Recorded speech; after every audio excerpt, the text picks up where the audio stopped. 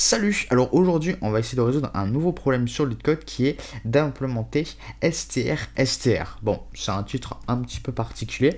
En gros, ce qu'on va devoir faire, c'est qu'on va devoir renvoyer l'indice en fait de la première occurrence de needle in haystack. Donc en fait, si on traduit littéralement, d'une aiguille dans une meule de foin.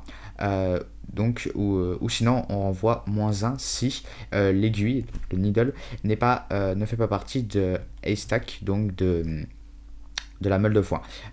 Donc un peu plus concrètement ce que ça veut dire, c'est juste qu'en fait on va avoir une chaîne de caractères, vous voyez, haystack, on peut le voir aussi ici, là, haystack string, c'est une chaîne de caractères, et on va voir en fait si la chaîne de caractères needle se trouve dans la chaîne de caractères haystack. Voilà, c'est aussi simple que ça, et si elle existe, si elle se trouve quelque part, alors excusez-moi, on renverra alors l'index en fait du début de l'apparition de needle.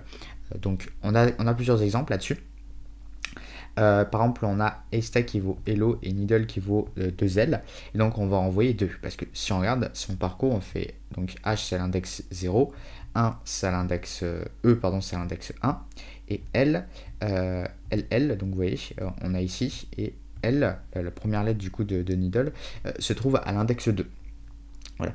Et si par contre on ne trouve pas du coup la chaîne de caractères needle dans haystack, on renvoie alors -1. On peut le voir qu'ici on n'a que des A et on essaie de trouver BBA, voilà, ou BBA, et on ne l'a pas.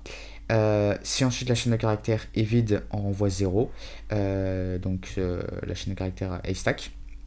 Vous voyez, donc c'est ce qu'il dit ici. For the purpose, alors pour ce problème, du coup, on va renvoyer 0 quand needle est une chaîne de caractères vide. Voilà, donc c'est comme ça qu'on va procéder. Donc, du coup, ça va pas être super compliqué. Honnêtement, ça va pas être super compliqué. Donc, déjà, si on a ça déjà, faut essayer, on va dire, d'éliminer d'abord les cas, on va dire, un peu trivial. Donc par exemple le cas où la chaîne de caractères needle est vide, bah, c'est assez trivial, donc du coup on peut déjà s'occuper de ça. Donc ça, on peut se le noter quelque part. On sait déjà que si on a une chaîne de caractères needle qui vaut 0, si sa longueur vaut 0, alors on renvoie 0. Ok. Ensuite, un autre cas trivial, c'est si la chaîne de caractères needle et haystack, c'est les mêmes. Si c'est exactement les mêmes, bah, on sait qu'on va renvoyer 0 parce que bah, la position en fait de needle va commencer à 0, puisqu'on a la même chaîne de caractères. Ok. Alors ensuite, là où ça devient un peu plus compliqué, du coup, bah, c'est quand on a, par exemple, voilà, on a, je sais pas, ici, on a hello et on a ll, et on veut trouver en fait l'occurrence de ll. Bah, en fait, ce qu'on va faire, c'est qu'on va faire du slicing. Alors, le slicing, je vais peut-être revenir rapidement sur ce que c'est. Donc, j'ai un exemple par exemple ici. Donc le slicing, en fait, c'est on a un index de départ qui est de chaîne de caractères, un index de fin, et on va prendre tous les caractères en fait qui se trouvent de l'index de départ jusqu'à l'index de fin, en excluant le caractère qui se trouve à l'index qu'on a précisé ici. Donc par exemple, si on fait un exemple 0, 3, on va prendre les caractères qui sont à l'index 0, 1 et 2, mais pas 3. Vous voyez, le nombre qu'on met ici pour l'index d'arrivée, on ne prend pas du coup le caractère qui est associé à cet index. Voilà, et donc si j'exécute, on a TES, du coup, ça nous fait TES, et c'est bien le cas. Donc on a bien deux caractères. 3, pardon, 0, 1, 2. Le caractère qui est associé à l'index 0, bah, c'est bien T. Le caractère qui est associé à l'index 1, c'est bien E. Et le caractère qui est associé à l'index 2, c'est bien S. Donc du coup, ça nous renvoie bien 0, 3. Ok, donc du coup, on sait qu'on va devoir, du coup utiliser du slicing. Donc on va parcourir du coup notre chaîne de caractères, et grâce à notre slicing, le problème c'est que le slicing, vous voyez qu'il y a un index de départ et un index de fin. Le truc c'est que comment on détermine en fait l'index de fin.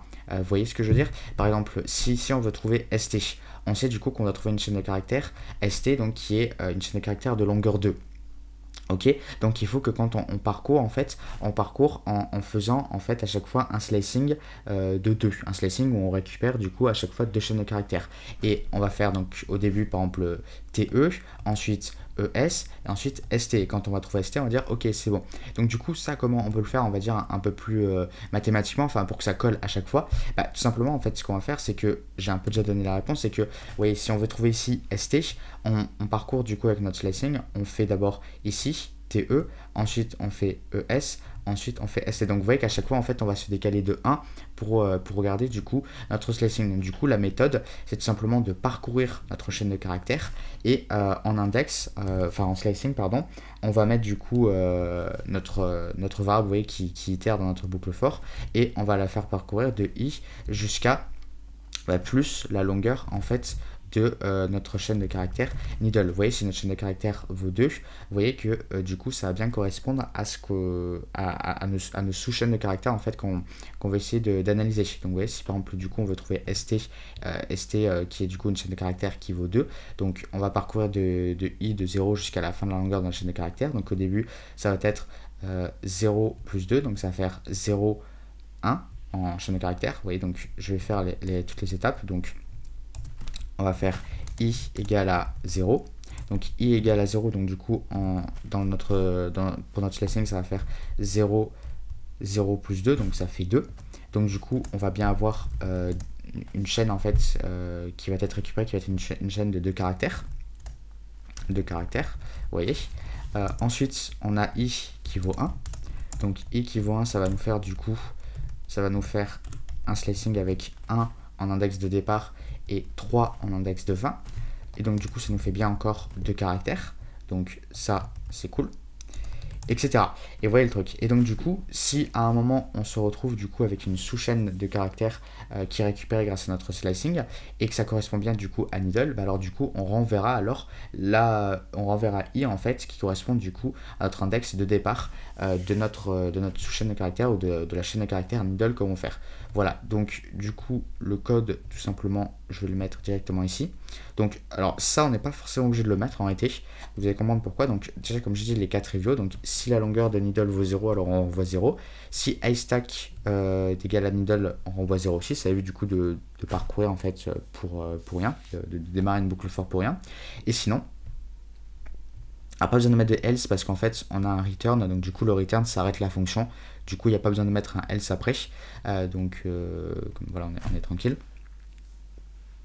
Et donc du coup si on fait for i in range len iStack, voilà, donc on va parcourir du coup notre chaîne de caractères, et ensuite si on trouve une sous-chaîne de caractères qui se trouve à l'index i, il y a l'index i plus la longueur de la chaîne de caractères, donc du coup ça va nous renvoyer une chaîne de caractères qui est à la longueur de needle en fait, qui peut correspondre du coup à la sous-chaîne de caractères needle. Et ben donc du coup si cette sous-chaîne de caractères récupérée vaut needle, alors on renvoie l'index i. Et sinon si on n'a rien de tout ça, c'est quand on a fini d'itérer, donc ça veut dire qu'on a essayé toutes les sous-chaînes de caractères possibles, et ben du coup alors on renvoie -1, donc c'est à dire en fait quand on ne trouve pas en fait needle dans iStack. Voilà tout simplement. Donc c'est pour ça que je vous ai dit que ça c'était pas super utile en réalité de le mettre. Parce qu'en fait, ici, automatiquement, si on ne trouve pas la chaîne de caractères, hop, du coup, on renverra -1. Mais ça, c'est un truc qu'on peut faire en Python. Ça, on peut directement faire dans un if. On peut vérifier si une chaîne de caractères est présente, en fait, dans notre chaîne de caractères. On peut aussi vérifier, en fait, on peut vérifier n'importe quel élément s'il est disponible dans un conteneur. Une chaîne de caractères est un conteneur. Et donc, vous pouvez faire ça aussi avec une liste. Si vous voulez vérifier un élément, s'il est dans une liste ou pas, vous pouvez faire ça. If l'élément in élément. Enfin un conteneur, voilà. Donc là notre conteneur c'est une chaîne de caractères, donc on regarde si notre chaîne de caractères needle est dans iStack, et si c'est le cas, on renvoie -1. Donc du coup en fait on aurait pu ne pas du tout en fait eu à faire d'itération en Python avec une boucle for, on aurait juste pu faire if needle quoique non, on n'aurait pas eu du coup l'index, alors il aurait fallu se débrouiller un petit peu, mais je préfère qu'on travaille un petit peu comme ça, on va dire à niveau algorithmique. Et ça, comme j'ai dit, je l'ai mis, mais c'est facultatif. C'est-à-dire que dans tous les cas, si ici on ne trouve rien, du coup on va renvoyer automatiquement -1. Voilà. Et donc en fait, d'ailleurs, si on ne trouve rien, je ne vais même pas d'ailleurs faire cette boucle for, je vais directement en fait renvoyer -1. Mais je l'ai mis ici en quelque sorte pour vous dire que cette ligne de code, ces deux lignes elles sont bien, mais en réalité on aurait pu faire totalement différent sans utiliser, on va dire, une petite facilité en Python, ok. Mais voilà, sur d'autres langages, ce sera du coup mieux de faire des boucles itératives comme ça, comme la boucle for ici, parce que c'est vraiment ça qui va vous permettre du coup de récupérer la sous-chaîne de caractères en fait et voir en fait si notre sous-chaîne de caractères Needle existe bien. Voilà, donc c'est ça le truc assez simple. Donc ça c'est les 4 triviaux et ensuite ce qu'on fait c'est juste on parcourt notre chaîne de caractères et on regarde du coup les sous-chaînes en fait de caractères qui sont de la même taille en fait que Needle et on se décale à chaque fois de 1 pour récupérer du coup à chaque fois bien chaque sous-chaîne de caractères de longueur de taille de Needle et qui sont bien côte à côte à chaque fois et qui sont pas juste disjoints 2 à 2 parce que sinon bah là on pourrait du coup louper des cas. Là on prend bien juste comme j'ai dit à chaque fois on prend bien on prend regarder si on fait ici on prend TE si on voulait trouver ST donc une chaîne de caractères donc on sait qu'elle va être de longueur 2 donc on prend TE ensuite on se décale juste de 1 pour ensuite avoir ES ensuite ST etc. Voilà, enfin, et dès qu'on trouve un ST, en fait, on s'arrête là. Donc, du coup, on n'a même pas besoin de continuer à parcourir. Et le return, en fait, nous arrête la boucle for, nous arrête la fonction tout simplement. Et nous renvoie, du coup, l'index de notre chaîne de caractères Needle qui est bien présente dans Haystack. Voilà, donc, du coup, j'en ai terminé pour aujourd'hui. Si vous voulez des aides supplémentaires, du consulting ou vous améliorer en programmation en informatique, sachez que je propose du coaching et des cours particuliers. Il suffit juste de m'envoyer un email à l'email qui s'affiche actuellement à l'écran ou dans la description. Et moi sur ce, je vous dis portez-vous bien et à la prochaine. Salut!